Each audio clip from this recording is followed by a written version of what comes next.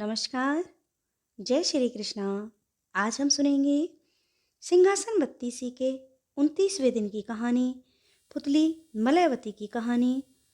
29वें दिन राजा भोज ने निश्चय कर लिया कि आज चाहे कुछ भी हो, कोई भी पुतली उनके सामने आए पर वे रोकने से नहीं रुकेंगे। वे राज दरबार में आए और जैसे ही उन्होंने सिंहासन की ओर कदम बढ़ाया, तभी सिंहासन से निकलकर 29वीं पुतली ने राजा भोज को चेतावनी देते हुए कहा, ठहरो राजा भोज, तुम्हारे मन में जो है उसका आभास मुझे हो चुका है। सिंहासन पर बैठने की चेष्टा भी मत करना, वरना तुम्हें बहुत पछताना पड़ेगा। यह सुनकर राजा भोज ने कहा, अब मैं तुम्हारे बहकावे में नहीं आने वाला। आज तुम्हें सिंहासन पर अवश्य बैठूंगा। मैं तुम्हारी कहानियां सुन सुनकर ऊब चुका हूँ। देखता हूँ आज मुझे कौन रोक सकता है। यह कहकर जैसे ही राजा भोज ने सिंहासन की पहली सीढ़ी में कदम रखा, उसी समय सिंहासन से एक प्रकाश पुंज निकला और तेजी से राजा भोज से जा टकराया। प्रकाश पुंज से टकराते ही वे धड़ाम से नीचे गिर पड़े। उन्होंने उठने की बहुत कोशिश की लेकिन उठ ना सके। उन्हें लगा जैसे उनकी सारी शक्तियां क्षीण हो गई हैं।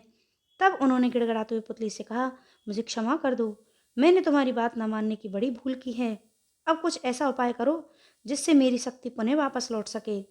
राजा भोज की विनती सुन पुतली बोली, राजा भोज, जिसने तुम्हें यह कष्ट दिया है वही तुम्हें मुक्ति देगा। तुम राजा विक्रमादित्य का स्मरण करके उनसे क्षमा मांगो। राजा भोज ने विक्रमादित्य का स्मरण करके माफी मांगी तो उनके शरीर में पुनः नव शक्ति संचारित हो गई और वे उठ खड़े हुए। तब पुतली ने उन्हें कथा सुनानी आरंभ कर दी। महाराज विक्रमादित्य के राज दरबार में लोग अपनी समस्याएं लेकर न्याय के लिए तो आते ही थे। कभी कभी उन प्रश्नों का समाधान जिन्हें नहीं सूझता था, उन प्रश्नों के सटीक हल निकालने के लिए प्रश्नकर्ता उनके पास भी आते थे और संपूर्ण संतुष्ट होकर वहां से जाते थे। एक दिन विक्रमादित्य अपने राज दरबार में सिंहासन पर बैठे थे, किसी जटिल विषय पर न्याय कर रहे थे। तभी दो सन्यासी किसी विवादित विषय को लेकर राज दरबार में उपस्थित हुए और बोले, महाराज, हमारा विवाद सुलझाने में हमारी सहायता कीजिए। यह सुनकर विक्रमादित्य ने सन्यासियों से पूछा, क्या विवाद है आप दोनों का? तभी एक सन्यासी बोला, महाराज, ज्ञान के बिना भला मन क्या कर सकता है। जब लोगों को इस बात का ज्ञान है कि राजा विक्रमादित्य ने राज्य में अपराध करने वाले को कड़ा दंड मिलता है, तो अपराधी मन का कहना नहीं मान सकता। वह अपना मन महसूस कर रह जाता है। इस प्रकार ज्ञान मन से बड़ा हुआ कि नहीं? दूसरा सन्यासी बोला, महाराज, इनका कहना सही नहीं है। मन से ही ज्ञान उत्पन्न हुआ है। अगर मन ना चाहे तो भला कौन ज्ञान प्राप्त कर सकता है। आपका यदि मन ना हो तो भला आप प्रजा का कल्याण कैसे कर सकते हैं। इसलिए ज्ञान मन से छोटा है। विक्रमादित्य ने दोनों सन्यासियों के विवाद के विषय में गौर से सुना, लेकिन वे किसी निर्णय पर नहीं पहुंच सके।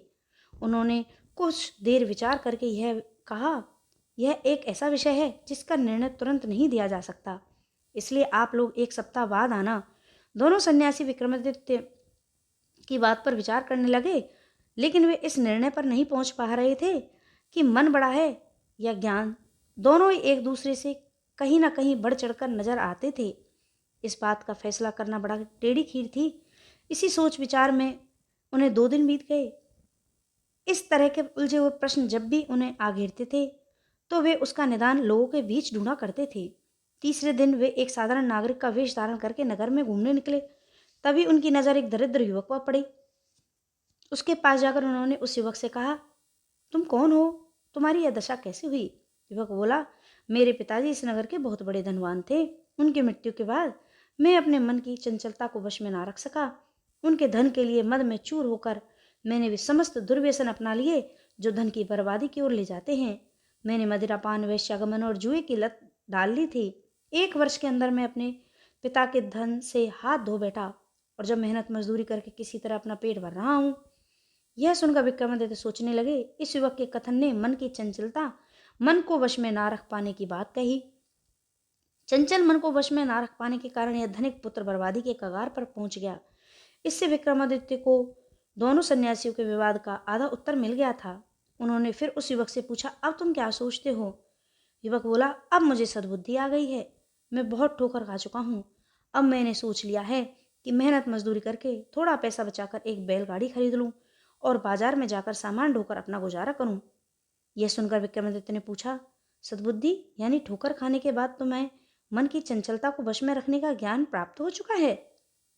इस बात के बल पर मन की चंचलता पर विजय पाते रहोगे? युवक बोला, अवश्य। इतनी ठोकरें खाने के बाद भी अगर मुझे यह सद्बुद्धि ना आई तो मेरे मनुष्य होने का धिक्कार है। विक्रमादित्य को दूसरी बात का भी जवाब मिल गया। सद्बुद्धि अर्थात ज्ञान के बल पर उसने अपने मन को वश में कर लिया था। उस युवक के उत्साह से प्रसन्न होकर विक्रमादित्य ने उसे 50,000 मुद्राएं देते हुए कहा, इन्हें रख लो, इससे अपना स्वयं का व्यापार शुरू करो। विक्रमादित्य बोले, मैं इस नगर का राजा विक्रमादित्य हूँ। राजा विक्रमादित्य का नाम सुनते ही उस युवक ने उन्हें दंडवत प्रणाम किया और उनका आभार प्रकट करते हुए स्वर्ण मुद्राएं ले ली। राजा विक्रमादित्य को सन्यासियों के विवाद को सुलझाने का समाधान मिल गया था। वे अपने महल लौट आए। एक सप्ताह बाद दोनों सन्यासी राज दरबार में उपस्थित हुए और विक्रमादित्य से निवेदन किया कि वे अपना निर्णय सुनाएं। विक्रमादित्य ने अपना निर्णय सुनाते हुए कहा, इसमें संदेह नहीं कि मनुष्य के शरीर पर मन बार बार नियंत्रण करने का प्रयास करता है, लेकिन जो मन के नियंत्रण में हो जाता है वह विनाश को पहुंचता है। अतः मन पर नियंत्रण रखने के लिए ज्ञान का होना आवश्यक है, और मन रूपी रथ में जुड़े घोड़ा है तो ज्ञान उसका सारथी है। बिना सारथी के रथ अधूरा है। इसलिए मेरे विचार से ज्ञान ही मन है और मन ही ज्ञान है। दोनों ही एक दूसरे के पूरक हैं। इनको अलग अलग करके नहीं देखा जा सकता। दोनों ही बराबर हैं। विक्रमादित्य का निर्णय सुनकर दोनों सन्यासी संतुष्ट होकर उनका अभिवादन करके वहां से चले गए। इतनी कथा सुनाकर पुतली बोली, सुना तुमने राजा भोज, हमारे महाराज विक्रमादित्य किस प्रकार प्रत्येक समस्या का सही हल ढूंढ लेते थे। अगर तुमने भी ऐसी समस्याओं का हल किया हो तो तुम इस सिंहासन पर बैठ सकते हो। यह कहकर पुतली सिंहासन पर अपने स्थान में समा गई। राजा भोज निराश होकर उस दिन भी अपने शयन कक्ष में वापस लौट आए। तो यह है 29वें दिन पुतली मलयवती की कहानी। जय श्री कृष्णा।